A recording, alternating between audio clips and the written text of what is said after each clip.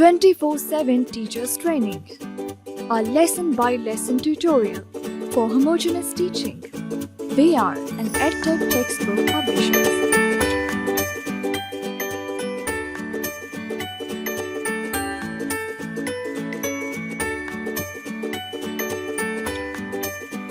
بسم اللہ الرحمن الرحیم۔ السلام علیکم محترم ٹیچر، سنو مین پبلشرز کی جانب سے خوش آمدید۔ یہ سیشن 5ویں جماعت کی معاشرتی علوم کے باب نمبر 4 پر ہے۔ عنوان ہے تاریخ۔ یہ عنوان باب کا ہے۔ اس باب پر 3 سیشن ہیں۔ یہ سیشن دوسرا ہے اور اس کا عنوان ہے تحریک پاکستان میں صوبوں یا علاقوں کا کردار۔ بچوں کو متعلقہ عنوان تک لے جانے کے لیے اور ان کی کتابیں کھلوانے سے پہلے آپ ایک موضوع تمہید اٹھائیں گے، عنوان کا اعلان کریں گے اور پھر کتابیں کھلوائیں گے۔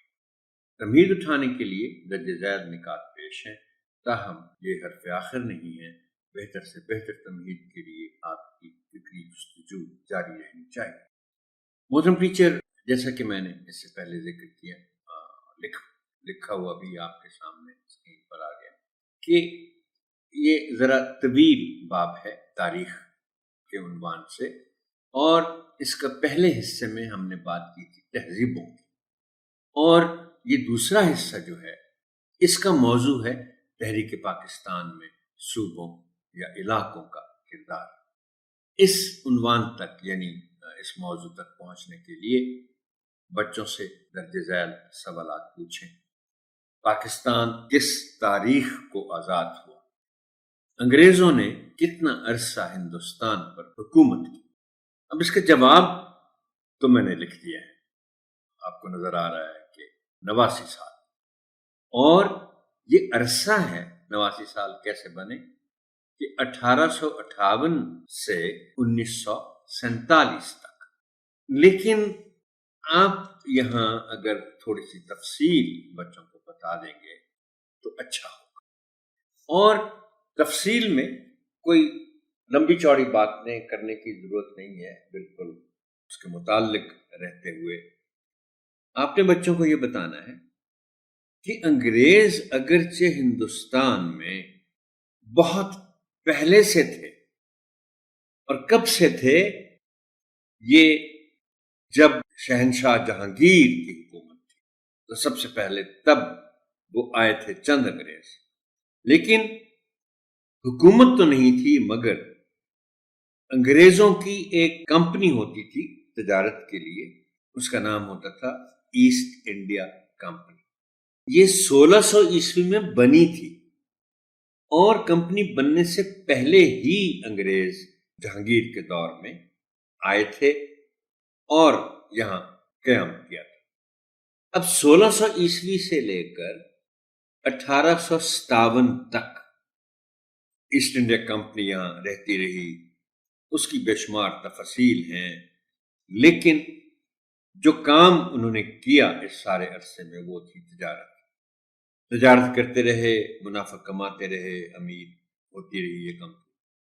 اور پھر 1857 میں، جس کو ہم جنگ آزادی کہتے ہیں، انگریز اس کو بغاوت کہتے ہیں، لیکن پھر قانونی طور پر 1858 میں انگریز نے یہاں حکومت شروع کر دی، اور یہ جو پھر 89 سال کا عرصہ ہے 1858 سے لے کر 1947 تک، یہ پھر چلتا رہا۔ آہستہ آہستہ سیاسی بیداری شروع ہوئی، پھر تحریک شروع ہوئی، اور آخر کار 1947 میں آزادی حاصل ہوئی۔ اب اس آزادی کی اس تحریک میں ظاہر بات ہے جو علاقے تھے، صوبے تھے، اب جو وفاقی علاقے پاکستان کے ہیں اور صوبے ہیں، تو تحریک پاکستان میں ان کا ایک ظاہر بات ہے خاص کردار تھا۔ اب آپ پوچھیں گے پاکستان کے صوبوں اور وفاقی علاقوں کے نام کیا ہیں؟ صوبوں کا تو بچے یقیناً فوراً جواب دے دیں گے، پنجاب، سندھ، خیبر پختونخوا، بلوچستان، اور وفاقی علاقوں پر پھر ہو سکتا ہے وہ پس و پیش میں ہوں، تو آپ انہیں بتائیں گے کہ یہ آزاد جموں و کشمیر اور گلگت بلتستان۔ بچوں کو بتائیں کہ اس باب کا یہ حصہ تحریک آزادی میں پاکستان کے صوبوں کے کردار کے بارے میں ہے۔ اب آپ بچوں کو باب کے متعلقہ متن کے درج ذیل مشمولات سے آگاہ کریں۔ یہ جو 4 لائنیں آپ کو نظر آ رہی ہیں، یہ چاروں صوبوں کا کردار ہے، صوبہ سندھ کا، صوبہ پنجاب کا، صوبہ بلوچستان کا، اور پھر صوبہ خیبر پختونخوا کا کردار تحریک پاکستان میں کیا رہا اور کیسا رہا۔ اب میں آتا ہوں تدریسی تیاری کے لیے مشوروں پر۔ پہلا مشورہ وہی معمول کا کہ آپ کو مہیا کیے گئے نصابی بریک اپ کے مطابق باب کے اس حصے کو اسباق میں تقسیم کریں اور ان کے مطابق اپنے سبقی منصوبے تیار کریں۔ محترم ٹیچر، یہ بذات خود ایک وسیع موضوع ہے۔ میں 2-3 باتیں آپ کی گوش گزار کرتا چلوں۔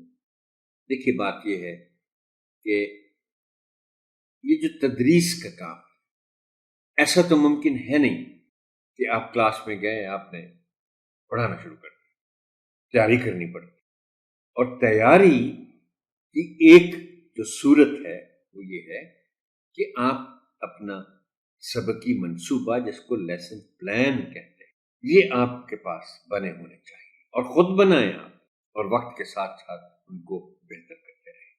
اس کے علاوہ چاروں صوبوں کی تاریخ کا مطالعہ کریں اور جتنا پیچھے جا سکتے ہیں۔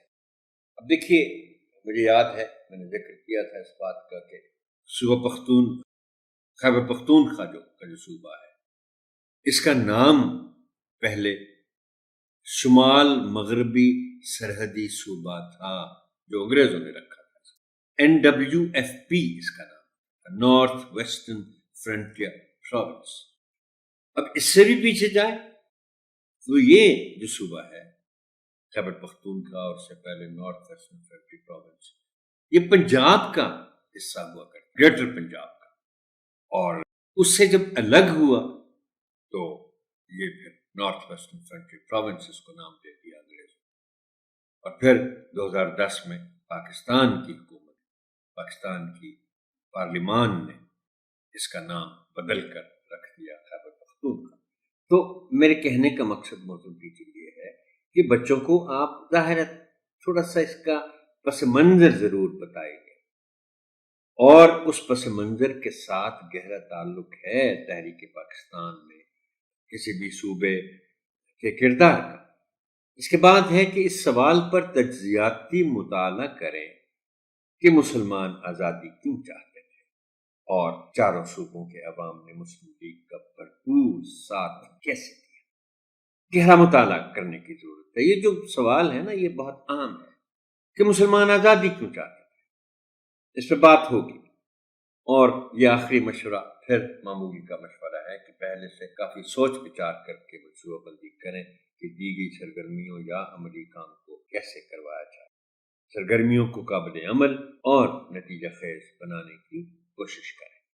اب ہم آتے ہیں فرہنگی الفاظ و معنی کی طرف۔ باب، دیکھیے، کوئی بھی زبان ہو، اس کے بیشتر الفاظ ایسے ہوتے ہیں کہ ان میں سے ہر لفظ کے کوئی ایک معنی نہیں۔ اب یہ لفظ بھی باب، دیکھیں نا، آپ کی کتاب جو ہے اس کے ایک چیپٹر کو بھی باب کہتے ہیں، لیکن باب کے معنی دروازے کے بھی ہیں۔ اس باب میں یہ لفظ استعمال ہوا ہے دروازے کے معنی میں۔ راج، حکومت، اقتدار، پسماندہ، غیر ترقی یافتہ۔ ریزیڈنسی، سرکاری رہائش گاہ کو کہتے ہیں۔ باعث، وجہ، اور جرگہ، پنچایت جو اہم معاملات کا فیصلہ کرتی ہے۔ یہ لفظ اکثر و بیشتر غلط تلفظ کے ساتھ بول دیا جاتا ہے۔ محترم ٹیچر، آپ بچوں کو بتائیے، اسے جرگہ بول دیا جاتا ہے اکثر۔ یہ جرگہ نہیں ہے، یہ لفظ ہے جرگہ۔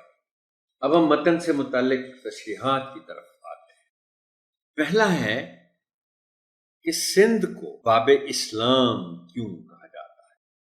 باب کے معنی آپ کو بتا دیے گئے، آپ بچوں کو بتائیں گے کہ باب، لفظ باب کے معنی ہے دروازہ، اور باب کو انگریزی میں گیٹ وے کہا جاتا ہے، گیٹ وے یعنی دروازہ ہی ہوا۔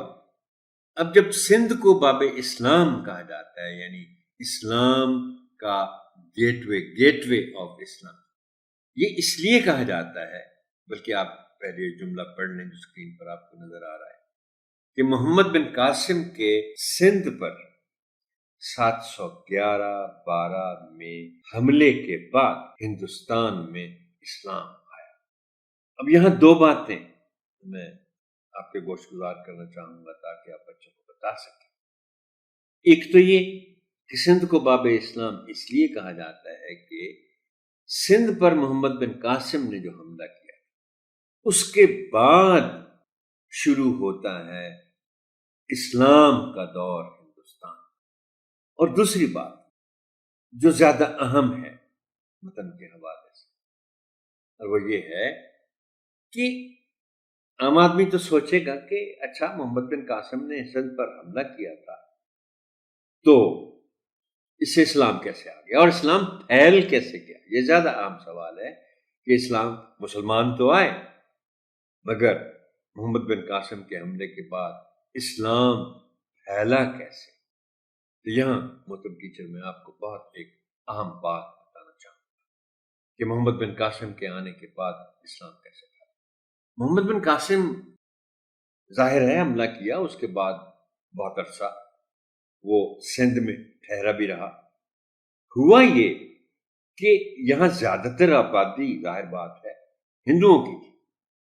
اب ہندو مذہب جو ہے اس میں ذات پات کا نظام بہت سخت ہے۔ برہمن ہیں جو سب سے اوپر سمجھے جاتے ہیں، اچھوت ہیں جو سب سے نیچے سمجھے جاتے ہیں۔ اچھوت برہمن کے گلاس میں پانی نہیں پی سکتا، اس کے قریب نہیں پھٹک سکتا، اس کے ساتھ بیٹھ نہیں سکتا۔ اتنا سخت ذات پات کا، جس کو کہتے ہیں قابل نفرت ایک نظام تھا، ابھی بھی ہے ہندوستان۔ اچھا اب ہوا کیا کہ محمد بن قاسم جب آئے سندھ میں ٹھہرے، ان کے ساتھ ظاہر فوج بھی تھی، تو یہ جو مسلمان فوج تھی اس کا خاص طور پر ہندوؤں کی جو نچلی ذاتیں تھیں، لو کاسٹ، ان کے ساتھ جو سلوک تھا وہ اتنا اچھا تھا۔ اور پھر مسلمانوں کے اندر کوئی ذات پات نہیں تھی، سب برابر کے تھے، مساوات تھی۔ تو ہندو اتنے متاثر ہوئے مسلمانوں کے سلوک سے، ان کی ہمدردی سے، ان کی مساوات سے، کہ خاص طور پر جو نچلی ذاتوں کے جو ہندو تھے انہوں نے اسلام قبول کرنا شروع کر دیا، اور یوں پھر آہستہ آہستہ اسلام پھیل گیا۔ کچھ اور عوامل بھی اس میں شامل ہوئے لیکن یہ سب سے بڑی وجہ تھی، اس لیے کہتے ہیں سندھ کو باب اسلام۔ اس سے آگے ہے شمال مغربی سرحدی صوبہ، نارتھ ویسٹرن فرنٹیئر پروونس۔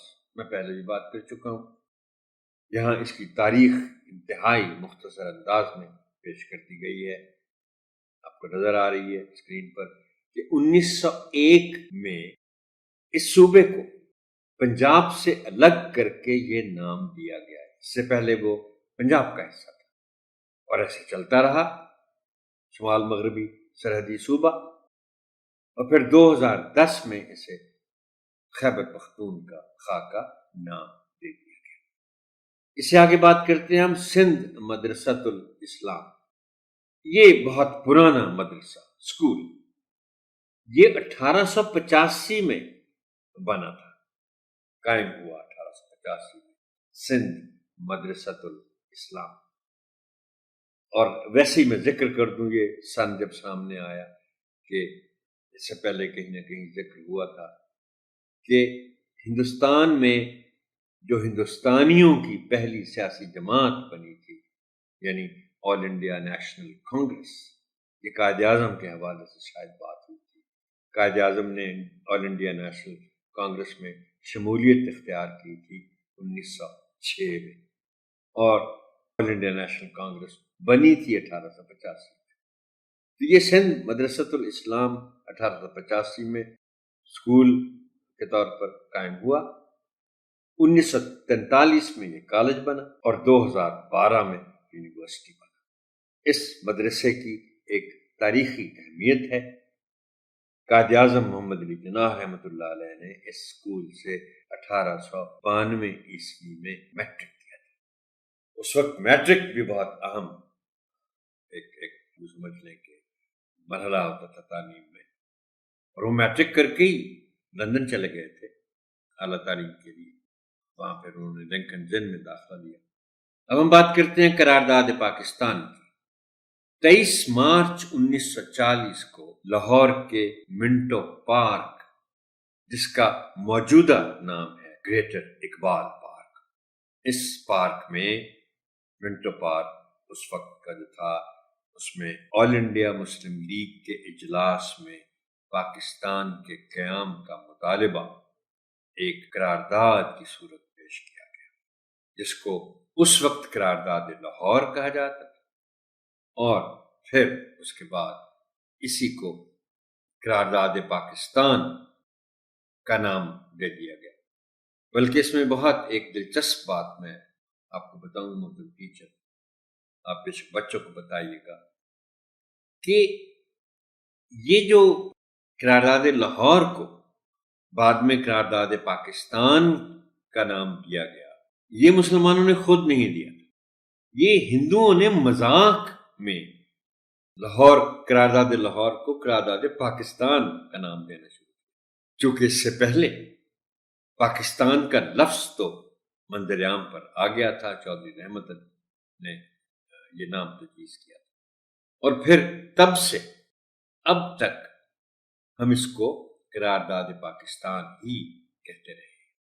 یہ ایک اس کو کہتے ہیں نا کہ مائل سٹون تھا، ٹرننگ پوائنٹ تھا، بہت اہم ایک واقعہ تھا. اس سے پہلے 1930 میں علامہ اقبال نے تصور پاکستان پیش کیا، اور پھر یہ 23 مارچ 1940 کو قرارداد لاہور کے نام سے، جو بعد میں قرارداد پاکستان ہو گئی، واضح طور پر مطالبہ کر دیا گیا کہ ایک آزاد ملک قائم کیا جائے، ہندوستان کی تقسیم کر دی جائے. اس کے بعد ہے مفکر پاکستان. یہ علامہ محمد اقبال کے القاب میں سے ایک لقب ہے. مصور پاکستان بھی ان کو کہا جاتا ہے، مفکر پاکستان بھی کہا جاتا ہے، شاعر مشرق بھی کہا جاتا ہے. تو وہ ایک بہرحال ایک تھنکر تھے، اسکالر تھے، فلسفی تھے، فلسفی شاعر تھے، اس لیے ان کو لقب دیا گیا مفکر پاکستان. اب ہم آتے ہیں سرگرمیوں اور عملی کام کی جانب. یہ پہلی سرگرمی صفحہ نمبر 45 پر سوچیں اور بتائیں کے تحت، جس کا حاصل تعلم ہے نمبر 2. اس میں سوال ہے کہ سندھ کو باب اسلام کے طور پر کیوں جانا چاہتا ہے. آپ بچوں کو اس سوال کا جواب کتابوں اور انٹرنیٹ کی مدد سے تلاش کرنے کو کہیں. میں نے بہت تفصیل سے آپ کے لیے اس سوال کا جواب فراہم کر دیا ہے اس سے پہلے، لیکن وہ ٹھیک ہے، یہ ساری معلومات آپ کے پاس محفوظ رہے گی.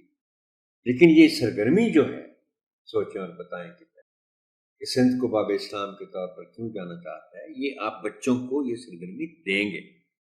وہ ڈھونڈیں اس سوال کا جواب، اور پھر جب وہ تیاری کر کے آ جائیں تو پھر آپ منتخب بچوں سے کہیں کہ وہ جماعت کے سامنے بیان کریں. اور جب وہ یہ سرگرمی کر لیں تو پھر میں تجویز کروں گا کہ پھر آپ بھی اس پہ مزید تحقیق کریں، مزید مطالعہ کریں. میں نے بھی آپ کی خدمت میں کچھ نکات رکھ دیے ہیں، تو ان سب کی مدد سے آپ جب تیاری کر لیں، یہ سرگرمی جب کروا لیں آپ بچوں سے، تو پھر آپ خود بھی ان سے گفتگو کریں. پھر آپ تفصیل سے ان کو بتائیں کہ باب اسلام سندھ کو کیوں کہا جاتا ہے. محترم ٹیچر، یہ سیشن یہاں تک ہی.